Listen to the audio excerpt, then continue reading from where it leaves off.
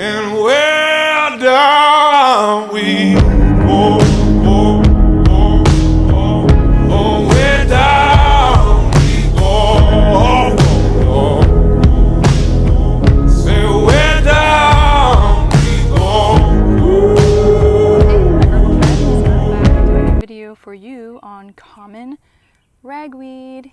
Yes, this is what we're doing. I waited a long time to do this one, and I'm so excited to bring you some fun herbal, wild edible, medicinal plants. So this is common ragweed, Ambrosia artemisiifolia. It is in the sunflower family, and the Latin name means food of the gods. So yes, we are going to eat this too. I'm going to show you how to eat this. I'm going to show you how to make an extract with it, and we'll go from there. And also how to make some dried plant to make capsules with, to inoculate and help you so you don't have as many allergies in the summertime. So other names of this is low ragweed, stickweed, carrotweed, tasselweed. So ragweed is traditionally was used as a liver cleanse to support healthy gastric flow and to support the body and of the resistance to seasonal allergies. So it helps to maintain equilibrium in the pancreas, spleen, liver, hepatic circulation, and digestive system. Reduces susceptibility to hay fever. Ragweed pollen aggravates and creates certain nervous imbalances to the body. So with that being said, you can dry the leaves. I take these leaves here and dry them on low heat. You could put them in the oven on the lowest setting that you have and watch them, because it will be like really quick.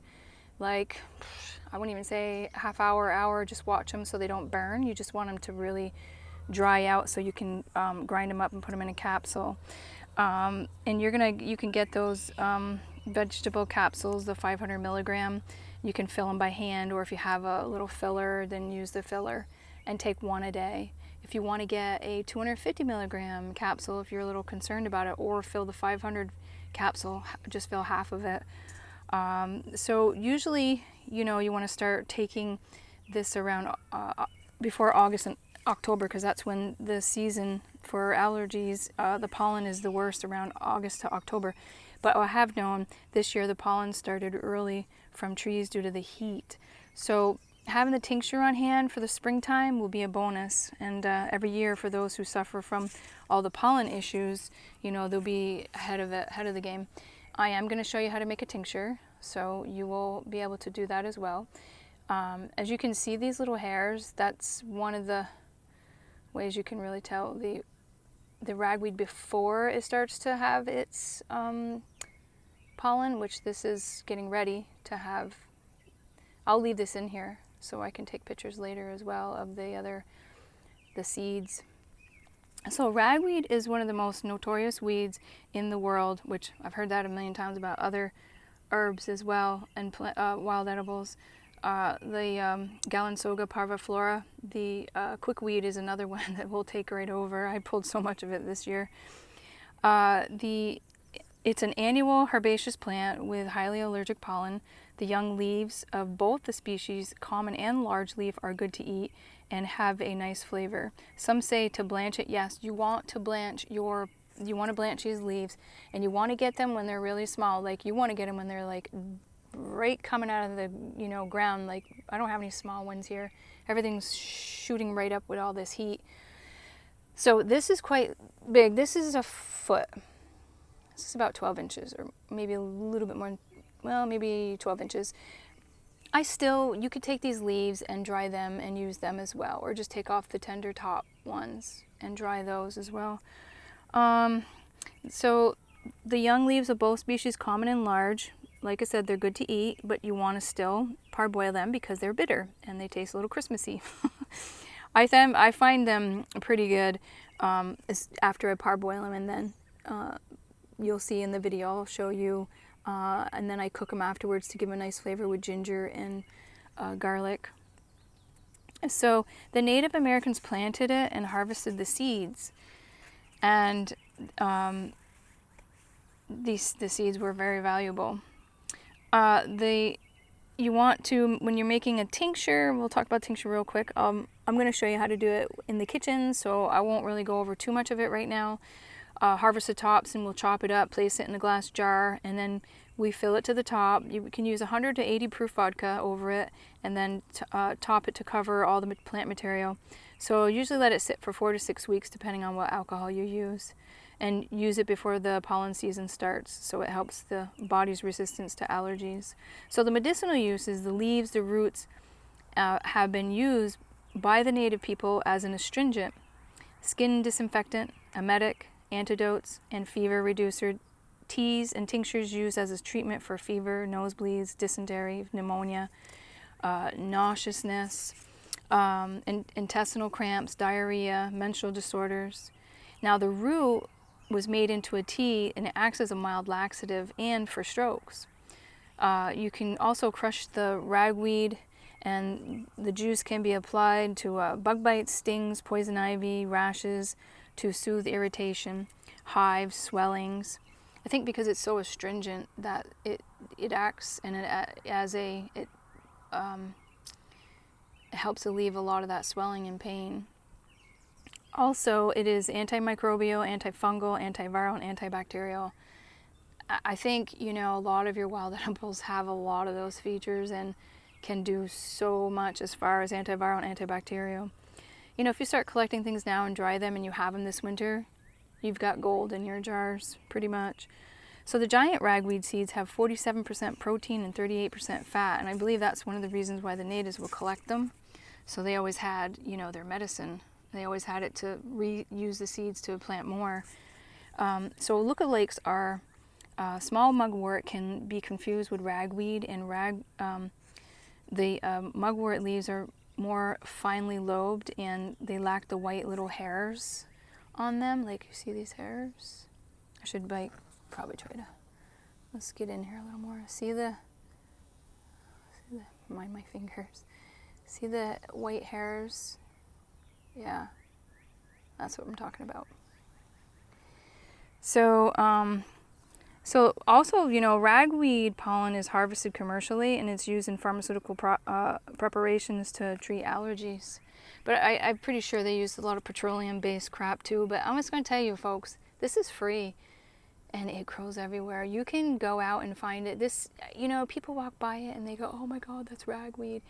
I can't use ragweed. Ragweed has, you know, well, there's no pollen on it right now, but ragweed is not the devil's lettuce. It's not going to harm you. You can literally eat it, and you can literally make your own medicine out of it." So I'm going to end here with this video so we can get in the kitchen and do the other part of the video, which is showing you how to eat it and make the tincture and the dried part of it. You can find me on Instagram. You can find me on TikTok, Telegram, Facebook. I have some videos on Rumble. This will be loaded to the YouTube channel as well. You can go on my profile on Google, and you can look at my all of my pictures are on there. Everything that's on there is from my gardens from over the years, and you can look at my ratings, and you can look at all the people's reviews on there as well. My website is vermontpureherbs.com. There is a messenger in there. If you have questions, you can messenger me through there, or on my Facebook has a messenger as well, and so does my Instagram. So I'm going to sign off now, and I'll see you in the kitchen, and peace. Hey my herbal friends, we're back in the kitchen doing the second part of the common ragweed, which is Ambrosia artemisiifolia. So this right here, I pre-started the ginger and the garlic scapes, and then I have the water for the to parboil the leaves. Now this is the ragweed that I have chopped up. Well, I pulled the leaves off of the stalks because these are a little larger. And when you're looking for ragweed, you want to get the smaller, the babies, you know, the ones that are first emerging. And this is what you want for yours. You know, you're going to put them in a little, you're going to simmer them for about, I don't know, 4 minutes, 4 or 5 minutes. Ooh, I don't want to burn that. It'll smell. So the reason why we do this is, I talked about it in the video in the beginning, is to take the tannins out, and the water will get, you'll see right off, well, let me show you. You'll see right off that it will start to, the tannins will start to come out. It's the same as when you're doing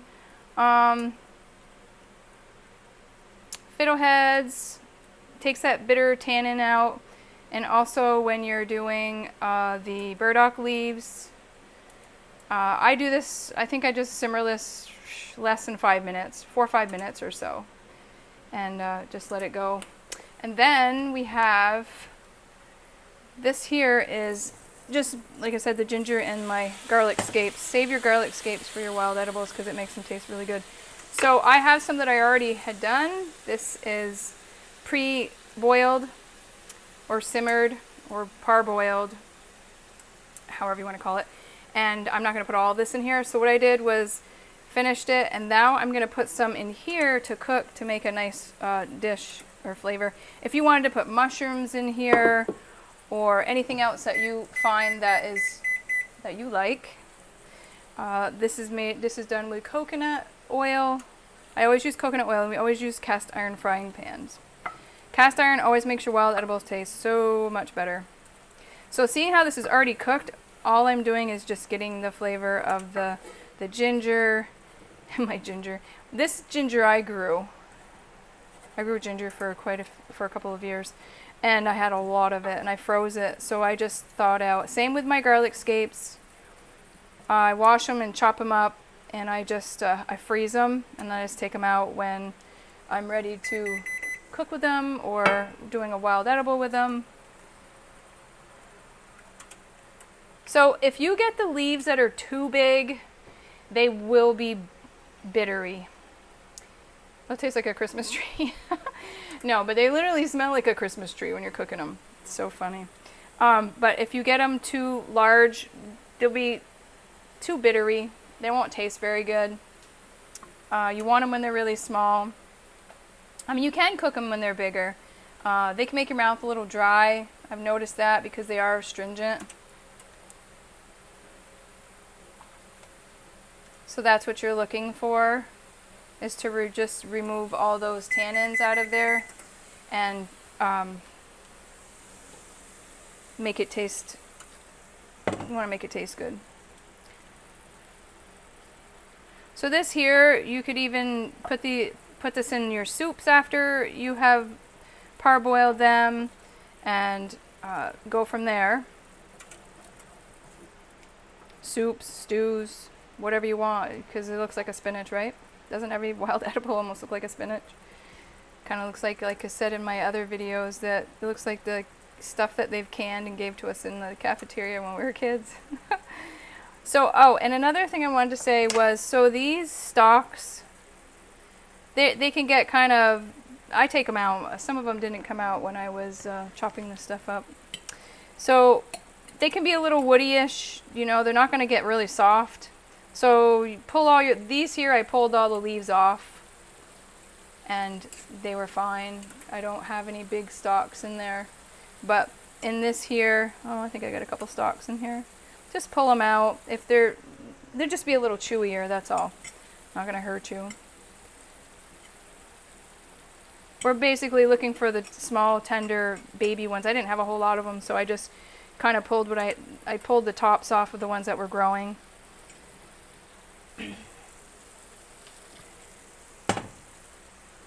If you folks have any questions on any of this, definitely let me know in the comments, and I'll try to answer them, because sometimes I forget. Unless I write notes or something, then I forget. And then after I did the video, I'm like, oh, you know, I should have said that, or should have said that. Okay, so what I'm going to do is I'm going to turn this around, and I'm going to show you, I'm going to shut this off because this is pretty much done, and that's pretty much done. That cast iron pan will keep cooking. The stuff will keep cooking in it. Cast iron will hold its heat for a while. So I'm going to show you real quick how to do an extract, tincture, however you want to call it, extract tincture. So I had already started it because I didn't want you to sit here forever and watch me choppy chop. It gets boring. I know I don't like watching people chop stuff up in their videos. I'm like, really? So I just kind of go in, give it a little chop so it more surface area in the tincture. That's basically it. I pull all the leaves off. There's some stalk in here. You're just going to fill her up. Really simple. Up to the top. I don't go too far to the top. You can. If you pack it full, you're not going to get much of the alcohol. Like the alcohol, you need surface. So you need to be able to shake it. If it's too packed in there, it's going to be really difficult to do. So, and 80 or 100 proof. If you use 80 proof, you have to let it sit a little longer. If you use, there's not much water in these. So if you use 100 proof, you can get away with 3 weeks. But this is all you're doing, basically, to make your tincture. Make sure you go all the way to the top. I've done other videos here on extract. See the air bubbles? So what I do is I put the lid on. See how it's in the surface area? I probably could have put less in there. And you know the plant material is going to soak up this alcohol. See how it pops up to the top? If you have this like this, if you leave it like that, it'll oxidate and it'll turn black. So you want it as far to the top as you can. Even if it spills out all over the outside, that's fine. That's what you're looking for. I use plastic lids because the other lids that we have, the canning lids, I'm going to show you. These guys here, I don't know what they're doing to them now, but they're corroding. Even stuff I've canned in the past I've had to throw out because all this comes off. It's not like they don't make them like they used to. I do not use these anymore because the alcohol will literally eat that plastic away and you'll lose your medicine. Yes, we live in a plastic world. There's nothing we can do about it. If you're someone that's like, oh, well, I just use parchment paper or wax paper. No, you're not going to use the wax paper because that wax gets into your medicine. And that parchment paper will literally break down and fall apart and get into your medicine as well. So do yourself a favor. Invest in these plastic lids. They're excellent. I like them. They've worked for me for years. Mark this. Put the date on it. Where you got your ragweed from. What alcohol you use. The date. Make sure you mark everything because you'll come back and go, is that mugwort or is that ragweed? I don't know what I made. So basically, mark it as soon as you're done or have a label ready and slap it right on there and make sure you've got it marked because you'll come back a month later and go, oh, I don't know what the heck that is. So there, that's it. That's what I've got for you today. And watch the video all the way through because you're going to get the knowledge that you need for making stuff to inoculate. Oh, and dose-wise, I'm going to say if you're going to take this, take it once a day. I would say if you have a little dropper, I would say take a dropper full of it once a day. If you're someone sensitive, I wouldn't do that. I would do maybe 2, 3, 4 drops. Put it in some water or some tea or whatever and drink it once a day. And what you're doing is you're building that immunity to the pollen that's around you. So that's it, folks. You can find me on, like I said in the beginning, you can find me on YouTube. You can find me on Instagram, Telegram. You can find me on TikTok and on Facebook. I have some videos on Rumble as well. And my website is vermontpureherbs.com. You can go on the website and you can talk to me through there as well. I do have a channel. I do have like a messenger on there that you can find me. And if you got questions about any of the products that I have, you can definitely ask me and I'll get back to you on there. So here we are. This is just your lovely dish. Here's your wild edible. And this is mugwort. Mugwort. I always want to say mugwort because the mugwort is a lookalike. Don't confuse it with mugwort. It's a common ragweed. Common ragweed is Ambrosia artemisiifolia. Isn't that pretty?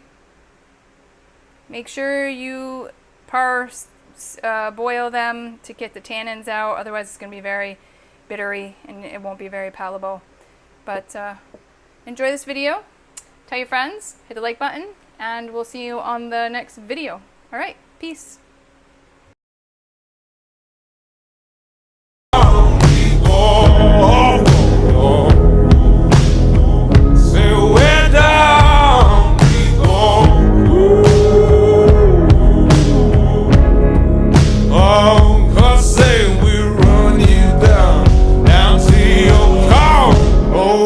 down.